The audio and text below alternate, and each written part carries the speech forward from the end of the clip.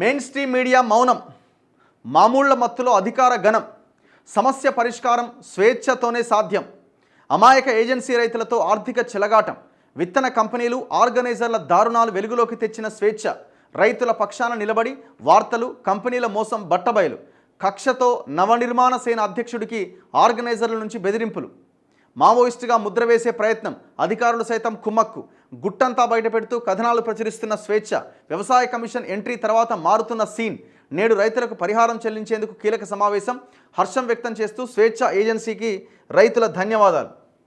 వీళ్ళు కూడా చాలా గట్టిగానే వార్తలు రాశారు.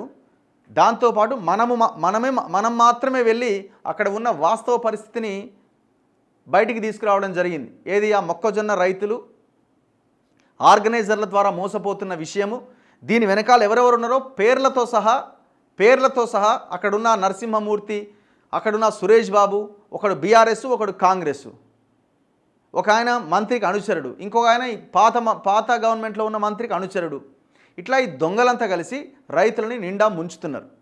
సింజెంటా, హైటెక్ అనే ఒక 2 కంపెనీలు వెంకటాపురం, చిరుతపల్లి, ఆ చుట్టూ ఉన్న గ్రామాలు, వాజేడు ఇట్లాంటి కొన్ని మండలాల్లో అది ఎక్కడ దాకా విస్తరించిందంటే వరంగల్, జనగాం వరకు విస్తరించింది. రైతుల పొలాలని, రైతులని రీసెర్చ్ల కింద వాడుతున్నారు, పరిశోధన కింద వాడుతున్నారు. జన్యు మార్పిడి విత్తనాలు తీసుకొచ్చి ఆ రైతుల పొలాల్లో పండించి, ఒకవేళ మీకు నష్టం వచ్చినా ఎకరానికి 70,000 రూపాయలు ఇస్తామని చెప్పి కంపెనీ వాడు ఇస్తున్నాడో ఇవ్వట్లేదో తర్వాత ఈ ఆర్గనైజర్లు మాత్రం, ఈ పొలిటికల్ లీడర్లు రైతులను నిండా ముంచేస్తున్నారు. కంపెనీ వాడు కూడా ఈ జన్యు మార్పిడికి సంబంధించిన విత్తనాలు ఇస్తూ రైతులు కానీ ఇంకెవరైనా కానీ ఆ మొక్కజొన్న కానీ ఇంకేదైనా తిన్నప్పుడు వాళ్ళు చనిపోతున్నారు, పెరాలసిస్ వచ్చి ఆగమైపోతున్నారు వాళ్ళు. మనం ఎగ్జాంపుల్స్తో సహా వీడియోల రూపంలో చూపించినాం. ఆ గ్రామానికి వెళ్ళి, చిరుతపల్లి అనే గ్రామానికి వెళ్ళి, దాదాపు ఛత్తీస్గఢ్ బార్డర్ అది. అక్కడైతే ఎవరు పోరు కదా, మీడియా కూడా ఎవరు మాట్లాడరు కదా. అందుకే సైలెంట్గా ఈ కంపెనీలన్నీ, ఈ ఇంటర్నేషనల్ కంపెనీలన్నీ ఆ గ్రామాల మీద పగబట్టినాయి. దీని మీద రాష్ట్ర ప్రభుత్వం చొరవ తీసుకొని ఈ కంపెనీలను కనుక ఆపకపోతే మామూలు ప్రమాదం జరగదు. అది మీకు కాదు, రైతులకు జరగడంతో పాటు మీ ప్రభుత్వానికి కూడా జరుగుతుంది. ఇక మెయిన్ స్ట్రీమ్ మీడియా అసలు కనీసం ఒక వార్త ఉన్నదా?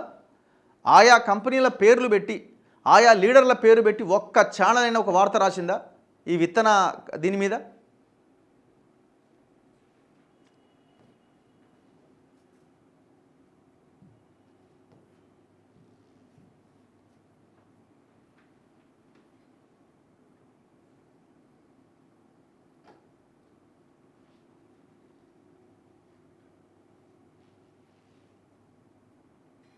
ఇక వీళ్ళు సీడ్ బాంబు పేరుతో ఈ వార్తలు వాళ్ళు రాయడం జరిగింది. తెలంగాణ పైన అంతర్జాతీయ విత్తన కంపెనీల కుట్ర, ఏజెన్సీ ప్రాంతాలను ప్రయోగాత్మకంగా వాడుకుంటున్నాయి. ములుగు జిల్లాలో 5,000 ఎకరాల్లో పంటేశారు. ఇంతవరకు మన సీతక్క గారు ఒక్కసారి ఈ అంశం మీద నోరు మెదిపిన పాపాన పోలేదు ఆమె. మరి ఏందో ఆమె అర్థం కాదు. మళ్ళీ నేను ఆదివాసీ బిడ్డని, మహిళా సాధికారత, ఇవన్నీ మాటలు మాట్లాడుతూ ఉంటారు. ఇంతవరకు ఈ విత్తన కంపెనీల మీద ఒక స్టేట్మెంట్ మీ నోటి నుంచి రాదా?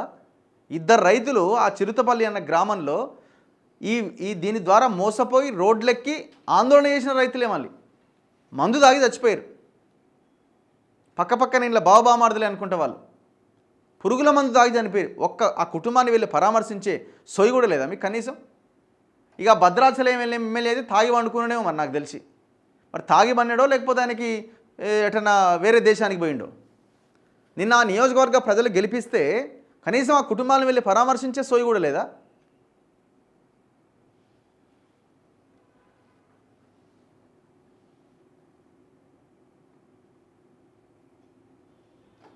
అసలు ఇంతవరకు వాళ్ళ మీద ఏం కేసులు పెట్టారు? ఇప్పుడు ఆ ఆర్గనైజర్ల మీద పీడీ యాక్ట్ పెట్టాలా? మరి గవర్నమెంట్ కూడా మరి వ్యవసాయ కమిషన్ పోయింది అంటున్నారు. కేసులు పెట్టమని పోలీస్ స్టేషన్కి వెళ్ళి కంప్లైంట్ చేయమని రైతులకు చెప్పారు. రైతులు వెళ్ళి కంప్లైంట్ చేశారు. ఇంతవరకు మీరు పెట్టిన కేసులు ఏంది చెప్పండి?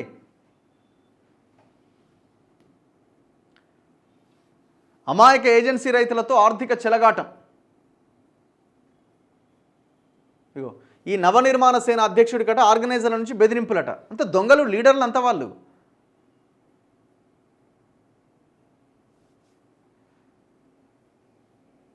ఇది యాక్చువల్గా ఏంటంటే, నేను ఈ పొలంలోకి వెళ్ళిన కదా, ఇది ఫీమేల్ అన్నమాట, ఇది మేల్ ఫీమేల్ అని ఇస్తారు. ఈ మేల్ ఏమో ఎంత ఇట్లా మంచిగా ఆ మొక్కజొన్న మంచిగా పండినా కూడా దాన్ని తీసుకోరా, మేల్ని అక్కడే వదిలేసి వెళ్ళిపోతాయి కంపెనీలు. ఈ ఫీమేల్కి ఒక్కొక్క దానికి 2 గింజలే వచ్చినాయి, అయినా కూడా ఈ మొత్తం ఈ కండెని తీసుకుంటారు. మరి ఈ తీసుకున్న దాన్ని ఏం చేస్తారు, వాళ్ళేమో విత్తనాల కోసం అని చెప్తున్నారు, కానీ ఒకవేళ ఒక్క విత్తనం రాకపోయినా సరే తీసుకుంటారట. మరి దేనికోసం వాడుతున్నారు, ఇది డ్రగ్స్ కోసమా లేకపోతే ఇంకా వేరే దానికోసం వాడుతున్నారా? ఈ వచ్చిన దాన్ని కాల్చుకొని తిన్న వాళ్ళే దాదాపు 4-5 పెరాలసిస్ వచ్చి బెడ్ల మీద ఉన్నారు అక్కడ ఆ ఊర్లో. ఎవడేం చేయాలి దీని మీద? ప్రభుత్వం ఏం చేస్తున్నది?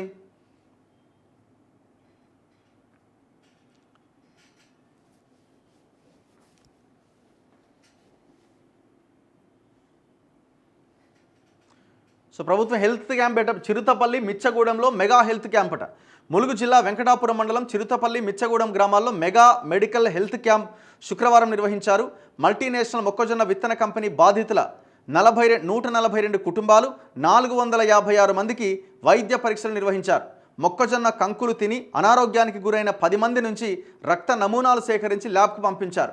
అనారోగ్యానికి గురైన 117 మందికి వైద్య పరీక్షలు నిర్వహించారు. ఈ మెడికల్ క్యాంపులో deputy DM and HO Vipin, ITDA deputy DM and HO Kranthi, Mulugu జిల్లా వైద్యులు పాల్గొన్నారు. ఇది మనం అక్కడికి వెళ్ళి ఆ వీడియో చేసిన తర్వాత మరింత ఇదైంది. మరి 100 కోట్ల దాంతో నడిచే ఛానల్ ఏమైనా, ఇది కూడా ఒక చిన్న పేపర్ రీసెంట్గా స్టార్ట్ అయింది స్వేచ్ఛ, వీళ్ళు కనీసం మాట్లాడిరు.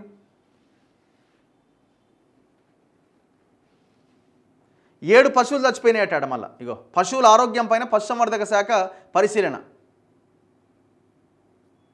అసలు యాక్చువల్గా ఏంటంటే ఇది త్వరలోనే రిపోర్ట్స్ బీటీ సీడ్స్ అని తేలితే మల్టీనేషనల్ మొక్కజొన్న విత్తన కంపెనీల శాంపిల్స్ ల్యాబ్కు పంపగా రిపోర్ట్స్ త్వరలోనే వచ్చే అవకాశం ఉంది.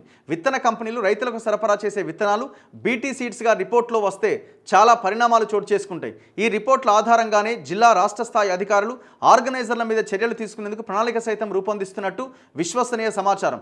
ఆర్గనైజర్లలో మల్టీనేషనల్ కంపెనీకి చెందిన ఒకరు సుమారు 200 ఎకరాల వ్యవసాయ భూమిని వివిధ రైతుల ద్వారా కొనుగోలు చేసిండట. ఎవడెవడు నరసింహమూర్తి అని ఒకడు ఉన్నాడు. 200 ఎకరాలకు కొన్నారు వాళ్ళు. అక్కడ 170 అమల్లో ఉన్న ఆ ప్రాంతంలో ఆదివాసీలు గిరిజనులు తప్ప ఎవరు ఆ భూమిని కొనడానికి వీల్లేదు, అక్కడ ఎవరు వ్యవసాయం చేయడానికి వీల్లేదు. కానీ ఈ దొంగలు అక్కడ 200 ఎకరాల భూమిని కొనుగోలు చేసిరట. అంతేకాదు కొందరు స్థానిక ఎమ్మెల్యేలు మంత్రులను సైతం శాసించే స్థాయికి ఎదిగినట్టు అక్కడి రైతులు చర్చించుకుంటున్నారు.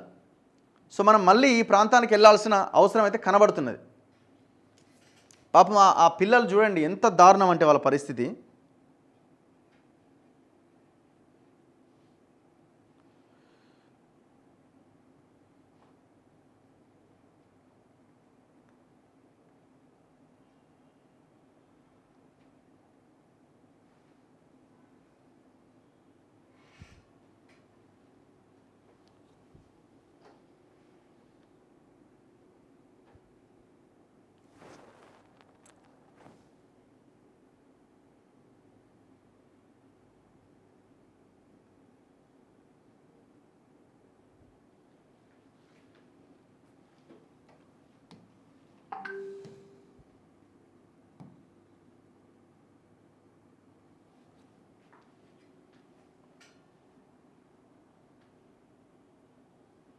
స్లో ఉన్నట్టు.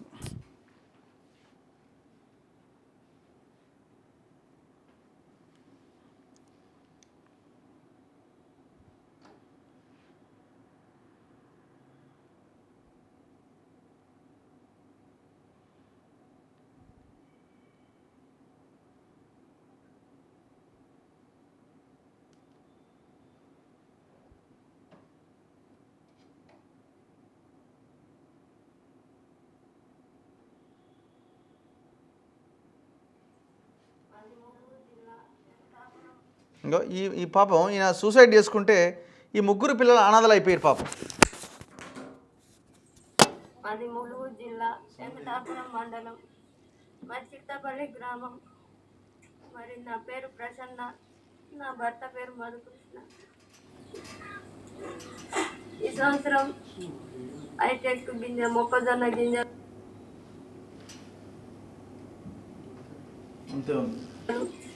మరి 2 ఎకరాలు వేసినాం. మరి అది పంట రాలేదు. ఆ పంట మొత్తం పోయింది. నష్టపరిహారం నష్టం వచ్చింది. నా భర్త మరి వ్యవసాయం చేసి ఆ పంట రాక 4 లక్షల దాకా అప్పు అయింది.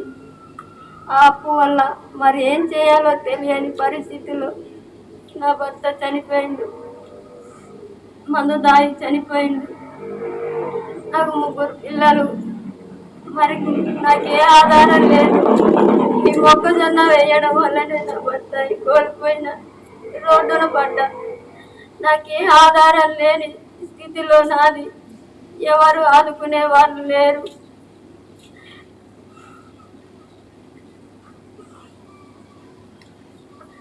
మరి నాకు ఎవరన్నా సహాయం చేయాలని కోరుకుంటున్నాను. మరి నాకు రేషన్ కార్డు లేదు, ఉండడానికి ఇల్లు కూడా లేదు. ఎవరన్నా దాతలు ఉంటే మాకు సహాయం చేస్తారని కోరుకుంటున్నాను.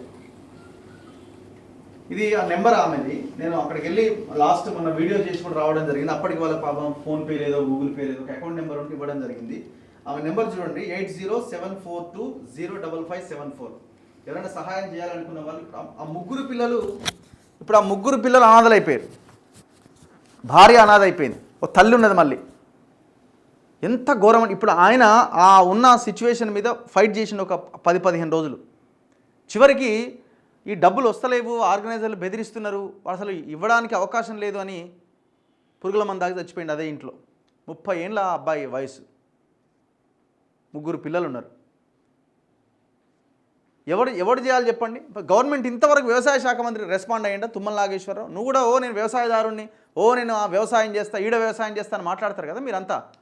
వ్యవసాయ శాఖ మంత్రి కనీసం ఆ ప్రాంత వ్యవసాయ కమిషన్ పోయి ఉండొచ్చు. కోదండరెడ్డి గారు అండ్ అన్వేష్ రెడ్డి వీళ్ళంతా పోయి ఉండొచ్చు. వ్యవసాయ శాఖ మంత్రికి పోయే బాధ్యత లేదా? ములుగు జిల్లా ఇన్ఛార్జ్ మంత్రో లేకపోతే ఆ మొత్తం ములుగు ప్రాంతం అంతా నాదే అని చెప్పుకునే సీతక్క కనీసం ఆ ప్రాంతానికి వెళ్ళి రైతులను పరామర్శించే ఇది లేదా? ఇంకో కుటుంబం ఇది. ఇంకో కుటుంబం, ఈయనకు 3 పిల్లలు. ఈయన పాపం చనిపోయింది. ఇప్పుడు వీళ్ళ అత్త అదే మొక్కజొన్న కంకులు కాల్చుకొని తింటే ఆమె పెరాలసిస్ వచ్చి బెడ్ మీద పడ్డది. భర్త సఫరీలు చేస్తున్నాడు పాపం.